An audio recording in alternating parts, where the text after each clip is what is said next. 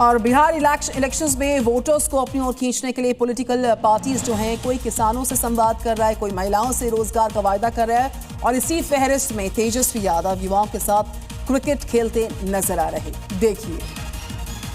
वैसे तेजस्वी एक क्रिकेटर रहे हैं और उनका ये प्यार जब तक उमड़ता भी है, लेकिन चुनावी सरगर्मी के बीच उनका मोइनुल हक स्टेडियम पहुंचने के मायने क्रिकेट लव तो नहीं था और दिमाग में भी क्रिकेट नहीं था, जो तेजस्वी जल्दी ही आउट भी हो गए। लेकिन तेजस्वी को इसका अफसोस नहीं था। आउट होने के बाद उन्होंने वहां युवाओं से संवाद करना शुरू कर दिया और अपना विजन साझा करने लगे। इससे पहले भी तेजस्वी युवाओं को लुभाने के लिए ऐसा करते रहे हैं, फिर चाहे वो युवाओं के बीच कलम बांटना हो या फिर रील बनाते युवाओं के बीच जाकर डांस करना और अब क्रिकेट खेलना।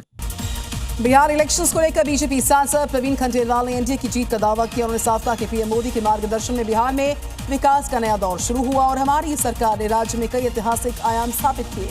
खंडेलवाल ने विपक्ष पर आरोप लगाए। अगली बड़ी खबर बिहार के चुनाव से जुड़ी हुई, जहां जन स्वराज पार्टी के प्रशांत किशोर बिहार के राघोपुर पहुंचे, जहां पर उन्होंने स्थानीय लोगों से संवाद किया। प्रशांत किशोर ने कहा कि वो पहले भी यहां आ चुके हैं, लेकिन इस बार वो जनता की राय जानने के लिए आए हैं। उनका असली प्रतिनिधि कौन होना चाहिए? उन्होंने कहा कि जन स्वराज का मकसद राजनीति को जनता के बीच लेकर जाना है। सांसद पप्पू यादव ने कहा कि राहुल गांधी के नेतृत्व में कांग्रेस का हक और सम्मान सुरक्षित है, कोई इसे छीन नहीं सकता। सीट बंटवारे के मुद्दे पर उन्होंने कहा गठबंधन में शामिल सभी दलों को एक दूसरे के सम्मान का ध्यान रखना होगा। उन्होंने ये भी कहा कि विपक्षी एकता तभी मजबूत होगी जब हर सहयोगी दल विश्वास के साथ बढ़ेगा। लालू के बेटे तेज प्रताप यादव ने कहा कि उनकी पार्टी को जनता से जबरदस्त समर्थन मिल रहा है। बड़ी संख्या में लोग बिना किसी निमंत्रण के उनके कार्यक्रमों में, रैलियों में आ रहे हैं, जो कि उनके प्रति जनता के विश्वास को दिखाता है। तेज प्रताप ने कहा कि वो सोमवार तक अपने उम्मीदवारों की लिस्ट जारी कर देंगे और खुद भी महुआ सीट से चुनाव लड़ेंगे।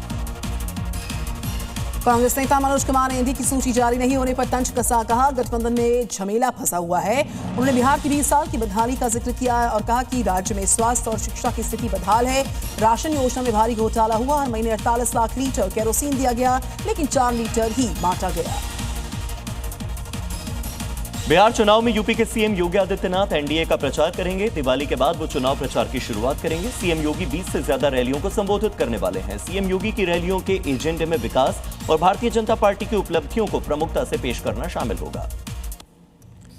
त्योहार पर शहर शहर मिलावटखोरों की बाढ़ आई है। फूड एंड सेफ्टी विभाग ने कई जगह पर छापामारी कार्रवाई की। नकली पनीर, दूध, खोया, सरसों तेल जब्त किया।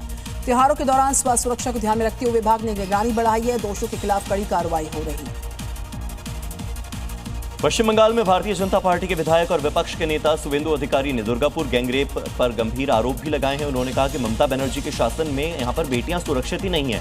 अधिकारी ने टीएमसी और ममता बनर्जी पर बलात्कारियों को संरक्षण देने के आरोप लगाए। पुलिस पर रिश्वतखोरी के और विपक्ष के नेताओं पर झूठ मामलों में फंसाने के भी आरोप लगाए।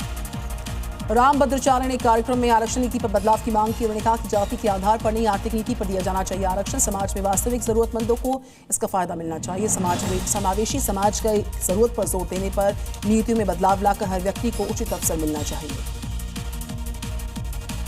पाकिस्तान और अफगानिस्तान के बीच जोरदार झड़प लगातार जारी है। तालिबान ने शनिवार देर रात कई पाकिस्तानी सीमा पोस्ट पर गोलीबारी की। पाकिस्तान की ओर से जवाबी कार्रवाई में कई अफगान पोस्ट को नष्ट किया गया। अफगानिस्तान ने पाकिस्तान पर हवाई हमलों का आरोप लगाया और इसे बदले की कार्रवाई करार दिया।